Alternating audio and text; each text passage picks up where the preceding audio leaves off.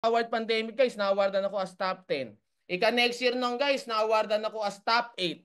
Ika next year nun guys, na-awardan ako as top 2. At ika next year nun guys, na-awardan ako as top 1 no, sa buong Project Kai community. Nakakabaliw lang isipin bakit? Kasi sino ba ako guys para maging top 1? Hindi naman ako matalino. Hindi naman ako magaling. Guys, 3 taon nga ako sa first year college eh. Bulakbol. Lahat ata ng klase nung bata pa ako napuntahan ko na eh. Remedial class, summer class, at kung ano-anong class. Tama ba? Pero bakit ko nagawa guys? For simple reason. Mamaya sasabihin ko po sa iyo yung pinaka naging sikreto ko bakit po ako kumita ng malaki. Okay? Ano pa na-experience ko guys? Yan, ano po tayo na-experience natin mag-shopping worth 200,000 pesos. Yan, nakakabaliw. First time ko mag-shopping. Bumili ko ng bag worth 69,000. Bumili ko ng sapatos worth 38,000. In-experience ko lang ba? Ang sarap pala ng ganun, guys. Kapag meron kang experience na hindi mo pa na-experience before, tapos lumalaki yung psychological wallet mo. Yung pala yung nakakayaman. Kailangan pala natin ma-experience yan. Kaya in-experience ko. Pero to be honest, guys, kung bakit ko in-experience yan, tinaray ko lang yung ginagawa ng mga artista na nagbablog. Pag nai-stress daw sila, nagsha-shopping sila. So ako, hindi naman ako na-stress that time. Pero nag-shopping ako. After ko mag-shopping guys, bigla ako na-stress, naubos pera ko, di joke lang. Ayan, okay, shopping ako guys. Tapos, tawag ito, first car ko po guys, doing the business. Imagine mo naman pa, hindi ko makakalain na magkakaroon ako ng sasakyan. First car ko po guys, doing the business, nabili ko po Hyundai Accent. O, binili ko po yan ng cash. Ano po yung nakakabaliw na part guys, yung pangalawa kong sasakyan. Pangarap ko lang po dati. Iniisip ko lang na magkakaroon ako. Pinag-pray ko lang, guys, sa lahat na nagpe-pray dito, pag-pray nyo po yung pangarap mo. Ano po yung pray ko, Lord? Gusto ko po ng Toyota Fortuner. Isa po yan sa pangarap ko. Tinrabaho ko, guys, after 1 year. Okay? After 5 years doing the business. Pero tinrabaho ko siya ng mga 1 year lang po. After 5 years doing the business, nabili ko po yung Toyota Fortuner brand new. Oh. Nakakabaliw ba? Guys, bakit? Sino ba ako para magkaroon ng ganyan? Normally, normally, pag mga naka-Fortuner, mga congressman, mayor, negosyante, meron din pala. Ayan, Adrian Tamayo, di joke lang. 3 taon sa first year college, pwede pa pala. So guys, yan yung mga bagay na naging resulta ko doing the business. At kung mapapansin mo, nangyari po sa akin? Nagbago yung buhay ko. Kaya sa lahat ng mga nakikinig right now, eto na. Gusto mo magbago buhay mo. Gusto mo magkaroon ng pagbabago sa resulta mo. Eto na po yung solusyon. Ito na po yung sagot sa matagal mo na pong pinagpe-pray. O ito guys, kwento ko lang. Sino pa? Hindi lang ako syempre. Marami pa po yung mga naging successful pero gusto ko sanang ikwento po sa inyo ng mga mangilan-ngilan po ng mga tao na nagtiwala po sa negosyo po natin tapos natulungan po ng Project Kai community at naging successful din. Kaya guys, sobrang sobrang swerte lahat po ng mga first timer. Bakit? Kasi guys, mapapa-involve ka o mapapapasok ka sa Project High Community. Ano ibig sabihin nun guys? Para malinaw po sa iyo, meron na pong sigurado, ulitin ko, meron na pong sigurado na tutulong sa iyo para magbago buhay mo. Guys, para po sa inyong alam mo, pagka wala ka po dito sa community o nasa labas ka po, alam mo naman at na-experience mo naman eh, walang tutulong sa iyo para magbago buhay mo. Kaya ako guys, kung sakali man nandun ka sa puto na ikaw ay isang grateful o na-appreciate mo yon, right now guys, pasalamatan mo na agad yung tao na nag-invite sa'yo. Bakit guys? Yan po yung sugo na tutulong sa'yo para magbago yung buhay mo. Kasi ako, alam nyo guys kung bakit ako ganon? Kasi ako po, natulungan lang din po. Hindi po ako magaling, hindi po ako matalino, mahiyain nga ako tapos mahina pa loob ko. Pero natulungan kasi ako.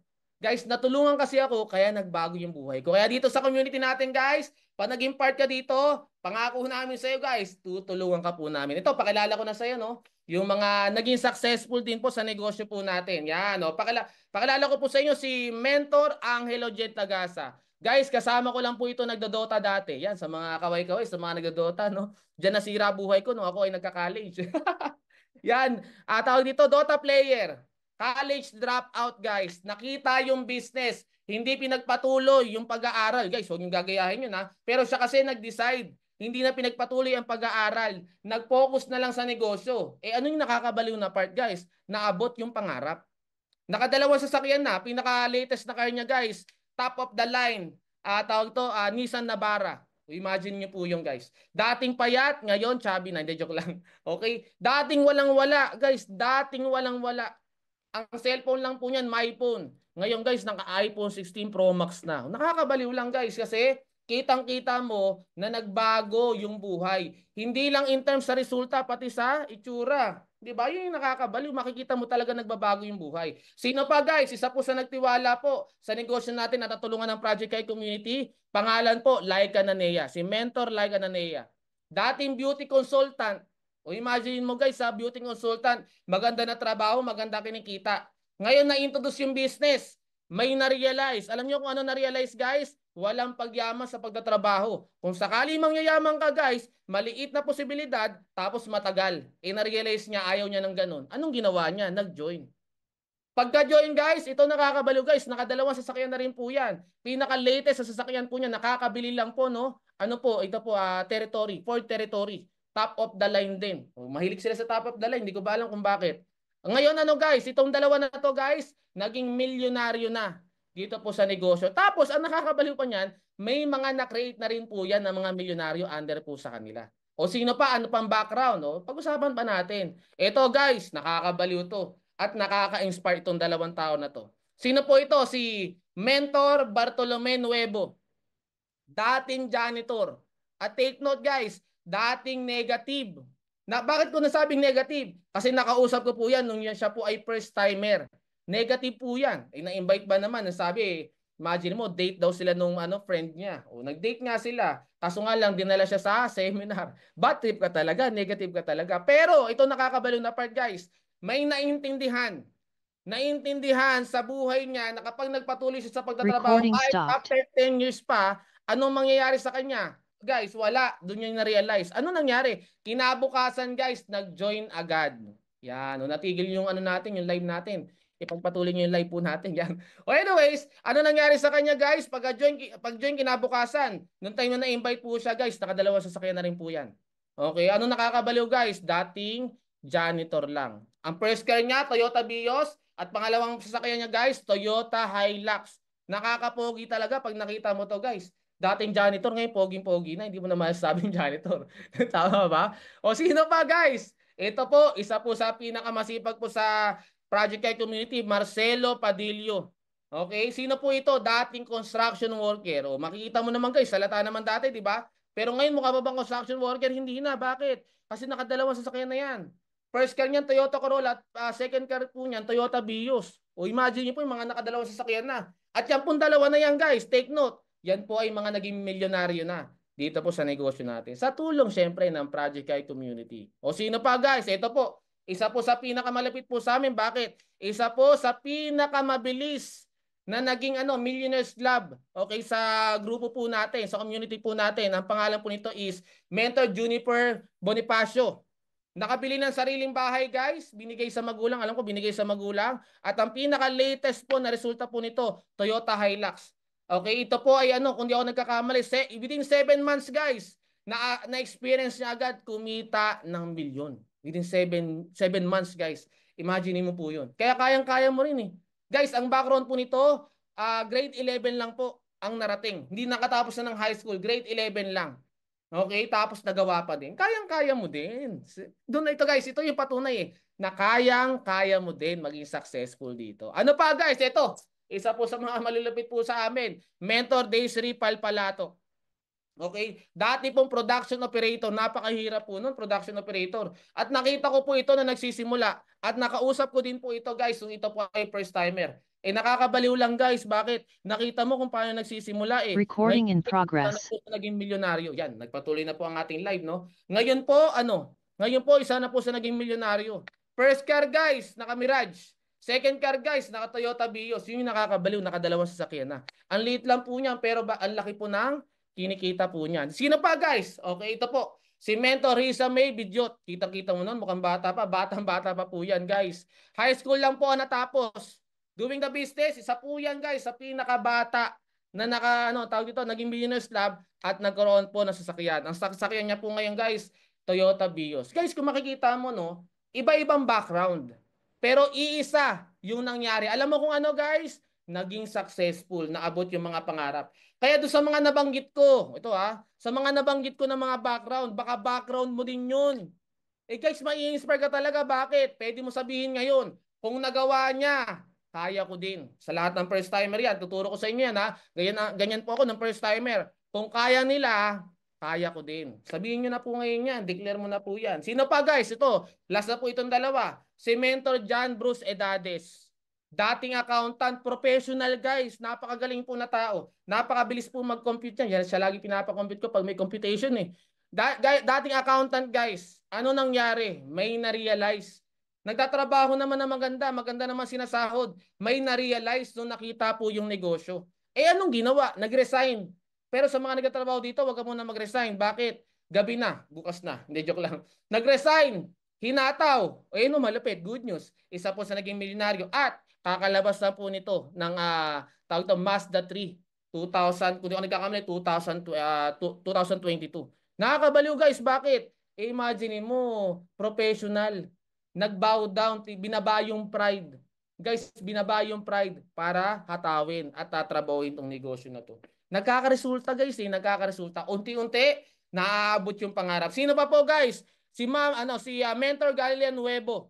Teacher po by profession. Ito, teacher naman. Sa mga teacher po dyan, hello po sa inyong lahat. Napakagaling mo at napakasipag mo. Kasi syempre, nagtuturo ka po eh. O ngayon, ano nakakabaliw na part po sa kanya guys? Umattend. Okay? Kapatid po dito si Bartolome po eh. Nakita yung kapatid, nagkaresulta. Eh, ikaw ba naman guys, yung kapatid mo nagkaroon ng sasakyan? Hindi ka ba sasali? Di ba? Yung kapatid mo guys, nagbago buhay. Hindi ka pa mag-member? O nag-member, ano nangyari sa kanya? Eh di naging milyonaryo din. Isa po sa pinakabata na naging Millionaires Lab at kaka-Millionaires Lab po niyan yung tagta si Mentor Galileo Nuevo. O ngayon guys, guys, ito question eh. Anong meron sa amin? Guys, anong meron sa amin? Ano yung nangyari sa amin? Bakit kami nag-succeed sa negosyo na to? Kasi syempre marami nakikinig right now. Gusto mo maging successful sa negosyo na to. Ito na yung chance mo at ito na yung pagkakataon mo para maging successful. Paano ba sisimulan? Anong dapat meron? Guys, ito po pinaka-advice ko po sa inyo. Dapat meron ka nito. Ayan, ano po ito? Pangarap. O guys, pakichat naman dyan. I-chat mo ngayon dyan. Lahat ng may mga pangarap. I-type mo lang dreams. I-type mo dreams. Sa lahat po ng mga tao na nandito na may pangarap. Ito po guys, yung nangyari sa amin nung unang panahon.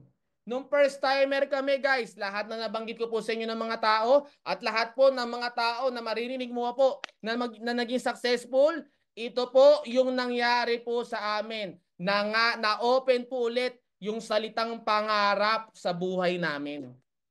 Ngayon guys, sa lahat ng participants right now, okay, member ka man o hindi, tanong ko sa iyo, may pangarap ka ba talaga? Bakit? Kasi bakit tinatanong ko may pangarap ka ba talaga? Kasi ang totoong may pangarap guys, ulitin ko, ang totoong may pangarap, gumagawa ng paraan para maabot yung pangarap. Ano ibig sabihin guys? Hindi siya naka-steady lang sa kung ano yung ginagawa niya. Lalo na kung alam mo na walang nangyayari sa iyo at hindi ka papunta sa pangarap mo. Tama? Tandaan mo to guys. Mahirap pumunta sa isang lugar kung hindi mo alam kung saan ka papunta. Mahirap kunin ang isang bagay kung hindi mo alam kung anong kukunin mo. Kaya mahirap maabot yung mga pangarap mo kung hindi mo talaga alam kung ano yung pangarap mo. Kaya please, sa lahat na nakikinig right now, after nitong presentation na to, kausapin mo yung sarili mo. Tanungin mo yung sarili mo right now, ano ba yung buhay na gusto ko? Eh bakit? Para matrabaho mo, para mangyari sa'yo. At wag kang matatakot na lagyan ng presyo. Bakit? Kasi guys, yun yung mangyayari kung ano yung nilagay mo na presyo. Pangarap mo yan guys. Tandaan mo yan pangarap mo yan, hindi po pangarap ng iba yan. Kaya please, pagka sinulat mo na yung pangarap mo, nilagay mo ng presyo, yung pangarap mo talaga. Wag mong lilimitahan yung sarili mo. Ganyan nangyari sa akin guys. Kinausap ko sarili ko. May pangarap ba akong house and lot? May pangarap ba akong kotse? May pangarap ba ako na travel? Kaya mapapansin mo guys, ang dami kong travel. Pangarap ko yan. May pangarap ba ako na savings? Yes. O ngayon guys, ito po yung example ng pangarap. 14 million. Sa house and lot, 10 million. Sa kotse, guys, 2 million. O, sa 2 milyon, isang kotse lang po yan. Paano pag coding? Pag nandito ka sa Metro Manila, kailangan gawin mong dalawa yan. Travel, 1 million. Ano lang yan, pang-Asia lang po yan. Savings, 1 million. Pwede na rin po yan. Guys, ang total po ng pangarap na example po dito is 14 million. Malinaw na malinaw sa isip mo, ito yung pangarap ko, 14 million. Ito yung susunod na tanong po dyan. Pag malinaw na sa'yo kung ano yung pangarap mo, ito makinig ka na mabuti, lalo na first timer ka. Para mas makapag-decide ka kung mag-join ka ba talaga. Okay? 14 million, ito na yung pangarap ko. Ito yung tanong po dyan. Next po niyan. Paano mo kukunin yung pangarap mo? Yun po yung tanong. Paano mo kukunin yung pangarap mo? Ngayon guys, sa totoo lang, sa mga nagtatrabaho po dito, yan ang napili mo na paraan para maabot mo yung mga pangarap mo sa lahat po ng mga nagtatrabaho po dito. Pero the big question guys, sa lahat po ng nagtatrabaho po dito, kamusta? May naabot ka na ba sa pangarap mo? Or may maaabot ka na ba sa pangarap mo? Or nakikita mo ba talaga na papunta ka sa pangarap mo? Eh bakit ganun guys? Siyempre, guys, maliit lang yung sinasahod eh. Kung malaki man, baka maliit yung natitira. Guys, pag-usapan natin saglit para mas ma-realize mo ngayon at maiintindihan mo ngayon bakit hindi mo maaabot yung pangarap mo sa pagtatrabaho. At ma-realize mo ngayon guys, bakit mo kailangan, ulitin ko ha, kailangan idagdag itong negosyo na to sa buhay mo para mas maintindihan mo. Para fully decided 100% guys, tatrabahuin mo at mag-join ka dito sa business na to. O pag-usapan natin guys, ito na. Salary versus expenses. Ano to guys? Para makita mo. Ano bang nangyayari sa sahod mo? Bakit walang nangyayari? Bakit walang naiipon? Bakit walang naipupundar? O bakit walang naaabot na pangarap? Kasi hindi ka nagko-compute. Mag-compute ka. Kasi nagtatrabaho ka eh. Yan ang napili mong instrumento para maabot yung pangarap mo eh. Ngayon, pagka nag-compute ka, may mapapansin ka at may marirealize ka. Ano po yung mapapansin mo guys? Kulang talaga o minsan negative pa yung monthly mo guys, yung monthly mo para maabot mo yung mga pangarap mo. O kulang negative, paano mo maabot yung mga pangarap mo? O example lang po ito guys ha, pag-usapan natin saglit. Tapos i-relate mo sa buhay mo. Okay? Kunwari, kumikita ka ng 25,000 every month. Kunwari lang naman. Okay, paano yun? Ano, Ed? Pag 15 lang. Eh, kawawa ka naman, 15 lang. Eh, paano pag 10 lang? Eh, mas kawawa ka. O dapat taasan mo yan. But anyways, example lang to. Try mong gawin mamaya pag uwi mo sa bahay o pagkatapos ng event na to. Isulat mo kung magkano yung sahod mo. Tapos, isulat mo kung magkano yung monthly expenses mo. Example guys, ito monthly expenses, renta. Siyempre, pag nagtatrabaho ka, nagre-rent ka. Tama ba? O 5,000 pesos. Electricity, 2,000 pesos. O, di ba? Siyempre, mga bills. Di ba? Water, 500. Internet, siyempre, naka-wifi ka, 1,500. Mabilis na po yan. Food, 6,000. So, lumalabas para kang 300 per day. O, kung di pa kasya yon, pagkasyahin mo, yan lang yung ano eh. Yan lang yung meron eh. Tama? Transpo, 6,000. O, 300 balikan. Okay, toiletries, 1,500. Family of 3, 12,000. O guys ha, hindi pare-parehas guys ha ng expenses. Pero i-total mo kung magkano yung total expenses mo. I-total mo para makita mo kung ano yung nangyayari talaga sa buhay mo. O ngayon, dito sa buhay nitong example natin, siya ay isang negative. Bakit negative? Kasi 25,000 ang kinikita, tapos ang expenses niya monthly ay 34,500. Nakakatawa kung titignan mo, tama ba guys? Pero sa totoo lang, nangyayari po sa maraming tao. Nangyayari po sa maraming mga Pilipino. Na ano, na ito po yung sinasahod, tapos mas malaki pa yung expenses niya. Sa lahat po na nakaka-relate dito na nagtatrabaho guys, ito na po yung tinatawag na wake up call. Ano ibig sabihin ng wake up call guys? Kailangan mo nang magising sa katotohanan na walang nangyayari sa iyo sa trabaho mo. Eh ngayon, pag na-realize mo na walang nangyayari sa trabaho mo, paulit-ulit lang yung nangyayari sa iyo, after 1 year, after 3 years, after 5 years, so kahit after 10 years pa yan, wala ka pang naipupundar o wala pang nangyari, it's about time guys na ano, dagdagan mo yung kinikita mo. Ano guys, ito ikikwento ko po sa inyo. Pag-usapan natin saglit, ano yung pa yung pinakadahilan? bakit pa nagtatrabaho ka, mahihirapan ka talaga na maabot yung mga pangarap mo. Ito guys. Oh. Next topic natin, ano po ito? Inflation rate. Ano po ang ibig sabihin po ng inflation rate? Ito po yung pagtaas ng mga bilihin. Guys ha, pagtaas ng mga bilihin na wala kang magagawa. Ulitin ko guys, wala kang magagawa. So ibig sabihin guys, ito po yung isa po ito sa dahilan kung bakit hanggang ngayon guys, nahihirapan ka pa din sa buhay mo. Ano po 'yon? Tumataas yung mga bilihin nang hindi mo na napapansin. Bakit? Problema ano ka, ang attention mo nasa mga problema mo na. Hindi mo na napapansin yung mga pagtaas po ng mga bilihin. O guys, kung naalala mo lang naman, magkano unang sakay mo ng tricycle? 'Di ba? Sa lahat po ng mga medyo may edad na dito, no, malalaman mo yan kung may edad ka na eh. Pagka binanggit mo sa tricycle, 5 piso, 3, 8. Ako guys, naabutan ko 10 piso ata o 8. Hindi, 10 piso na ata, hindi naman ako ganun katanda. Forever 21 ako eh. Di ba? Di ba? So, yan guys, diyan mo mapapansin na ano, tumataas talaga yung bilihin. Tapos, ito yung cute na part.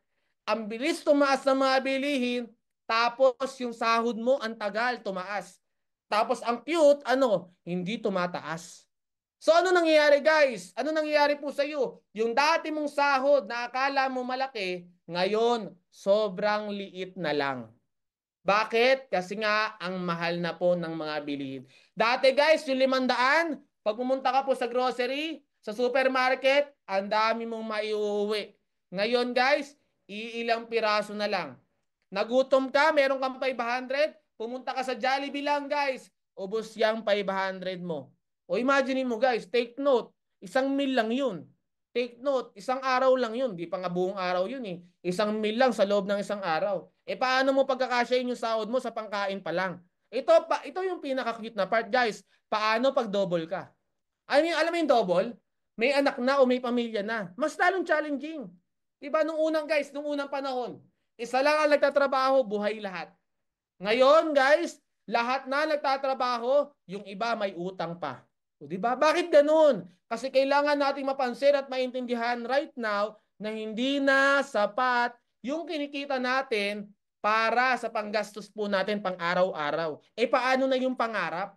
Kaya karamihan po sa mga guys, karamihan po sa nagtatrabaho na minsan na-introduce po yung business, nakakalimutan na yung pangarap. Bakit? Nagiging kontento na okay na lang ganito. Kasi bakit challenging na nga yung mabuhay sa mundo to, abutin ko pa yung pangarap ko, may mga ganyan. At huwag mong hahayaan guys na mababilang ka sa ganyan. Bakit guys? Kasi meron kang pwedeng magawa para magbago yung sitwasyon mo. Ano lang kailangan mong gawin guys? Kailangan mo lang mag-decide. Mamaya pag-usapan natin sa yan. At least guys, naiintindihan mo na ngayon. Bakit hanggang ngayon nahihirapan ka pa rin? Dahil dito po sa inflation rate, tumataas yung mga bilihin. O ngayon guys, na-realize mo na ngayon. Okay, ano Ed?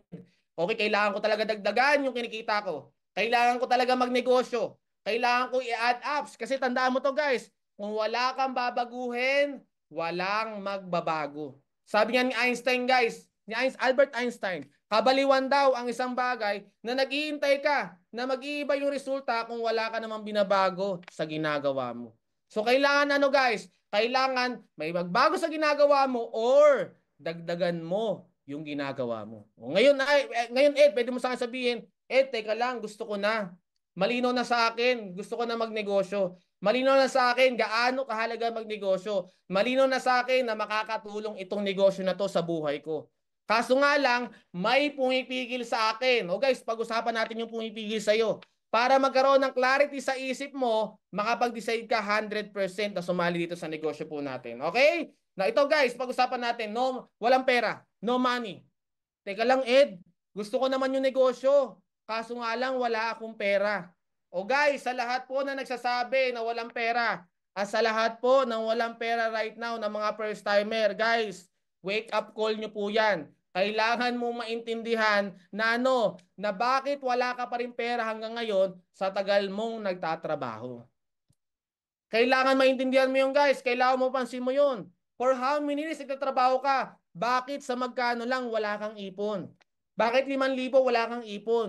Bakit 10,000 wala kang ipon? Ano ibig sabihin? May mali sa ginagawa mo na hanggang ngayon hindi mo pa rin napapansin. Paano nga yun? Paano nga yun? Paano nga ako sasali? Wala nga akong pera. Kailangan mo maintindihan, guys, na ano, pag gusto, maraming paraan. Pag ayaw, maraming dahilan. So ako naniniwala ako, guys, sa lahat ng mga first timer, huwag kang mag-alala.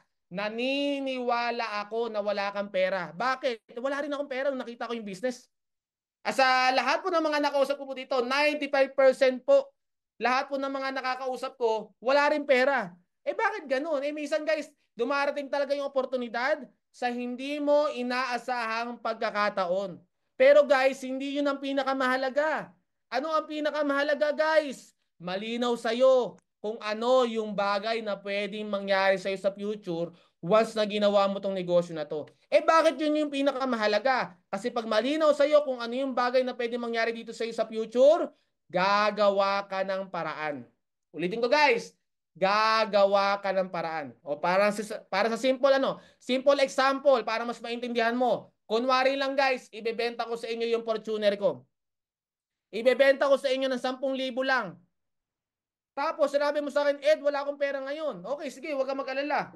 Kung hindi ka gagawa ng paraan, ibang tao yung kukuha ng Fortuner. Anong point? Bakit gagawa ka ng paraan? Kasi alam mo, guys, alam mo na hindi lang 10,000 ang worth ng Fortuner, 2 milyon. So pag binili mo to ng 10,000, ang kapalit nito mabilis sa 1 milyon.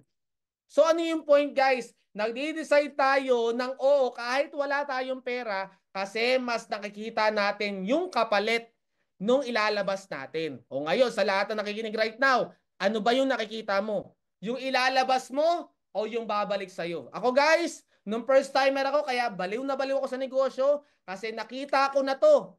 Ulitin ko guys ha, lahat ng bagay na nangyari po sa akin, ng kinita ko, ng travel ko, ng na-award ko guys, lahat po ito na-visualize ko na o sumagi na sa isip ko nung unang panahon na ako ay first timer. Kaya baliw na baliw ako. Bakit? Kasi alam ko na yayaman ako at magbabago yung buhay ko. Ngayon, anong ginawa ko guys? Gumawa ako ng paraan.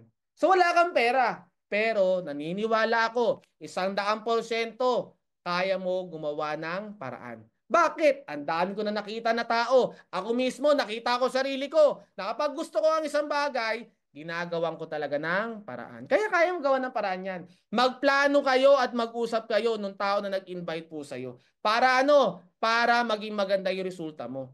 Tandaan mo, ang magandang resulta nagsisimula po yan saan? Sa magandang plano. Magplano kayo, okay? Ano pa pwede mo maging dahilan? Wala kang oras.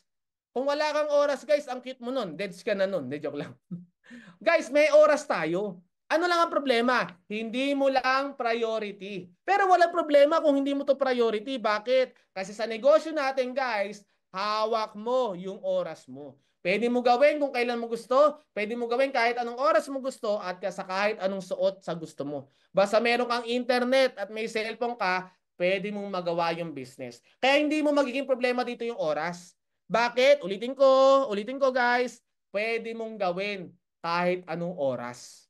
Yung mismong coach sa'yo, guys, yung mismong coach mo, yung nag-invite sa'yo, mag-a-adjust para sa'yo. Bakit? Para matulungan ka. Bakit? Kasi ang goal namin dito sa Project Kai Community, tulungan lahat ng mga tao na nangangarap at nagtiwala po sa amin. Okay? Kaya hindi mo problema yan. Okay lang yan. Okay, ano pa guys? Pwede mo sabihin, not my line of job. Hindi ko linya yan. O tandaan mo to guys sa lahat po na nagsasabi na hindi mo linya yan. Yung trabaho mo naman, di mo rin naman linya yan. Anong ginawa mo? Nilinya mo. Bakit mo nilinya? To think na dyan ka kikita na malaki o magbabago buhay mo. So ibig sabihin guys, huwag mo na sabihin na linya-linya. Pride lang yan. Ego lang yan. Wala talagang linya-linya. Nililinya natin ng isang bagay kasi nakikita natin na dito tayo magiging successful. O ngayon, anong dapat mong gawin? Huwag mong iwan yung pagtatrabaho mo. Idagdag mo lang to sa ginagawa mo. O ngayon, anong pinakamaganda na part guys? Dahil may coach ka o may mentor ka na magagayos sa'yo guys, may mag-aasikaso ng negosyo mo. Nakakabaliw yun. Bakit? Kasi guys, pag pinasikaso mo po yan sa mga kamag-anak mo, sa lahat mo na naka-experience dito, di ba ano nangyari? Nalugi lang. Bakit? Kasi ibang tao yung nag-aasikaso. Dito guys, negosyo mo to. Ikaw yung member. May tao na tutulong sa'yo. Anong goal ng tao na tutulong sa'yo? Kumita ka ng malaki. Alam mo kung bakit guys? Bakit ang goal namin, yumaman ka at kumita ka na malaki? Kaya 100% makakaasa ka na tutulungan ka namin? Simple lang. Kasi pag yumaman ka, yayaman din kami. Pag kumita ka na malaki, kikita din kami ng malaki. So anong pinaka-intention namin? Tulungan kang magbago buhay mo. Tulungan kang yumaman. Para ano? Para lahat tayo mayaman. Di ba? Ang ganda ng negosyo natin. Bakit? Kasi ang intention, tumulong. Kaya sa lahat po ng mga tao na naghahanap ng tulong, eto na guys, andito na kami. Tutulungan ka namin na magbago buhay mo. Okay? So anyways guys, yun lang po. O tapos na. Ganun lang po kabilis. Hindi mo na malayan na tapos na. Tama ba? Pero guys, ito po, pinakahuling advice ko po sa inyo. Sa lahat po na nakikinig right now, thank you po sa lahat po na nakinig ha. Thank you po sa lahat po ng mga mga members po natin at mga first timer po natin. I hope marami po kayo natutunan. I hope marami po kayo na-realize. Last message ko po sa inyong lahat. Ito po yan guys. Decide now. Ulitin ko guys. Decide now. Bakit yan po ang pinaka-advice ko po sa iyo? Tandaan niyo po ito guys. Nagbabago po ang buhay ng isang tao kapag ka nagdi-decide. Ngayon, anong pagdidesisyonan mo? Ulitin ko ha, anong pagdidesisyonan mo po ngayon? Pagdidesisyonan niyo po, nabubulol ako. Pagdesisyonan niyo po ngayon, yung buhay na gusto mo. Tanungin mo sarili mo, ano ba yung buhay na gusto mo? Magkano ba yung kinikita mo? Saan ka nakatira? Anong sinasakyan mo? Nagko-commute ba o may sarili kang sasakyan? Guys, kailangan mag-decide ka. Ito yung buhay na gusto ko. May sarili kong house and lot, hindi ako nangungupahan. May sarili kong kotse, hindi ako nagko-commute. May sarili akong pera, hindi ako nangungutang. Guys, may sarili kong pan-travel, hindi ko inihiram. Yan ang buhay na gusto ko. Tapos pagtulungan natin at pagtrabahuhan natin. Okay? So God bless po sa buong YBT, sa buong Project Kai community. Marami pong salamat po sa inyong lahat, guys. Humayo tayo po parami. Babalik na po natin sa pinakamalapit po nating host. Wala pong iba kundi si Coach Kit Mendoza. Thank you guys. God bless. Ayan.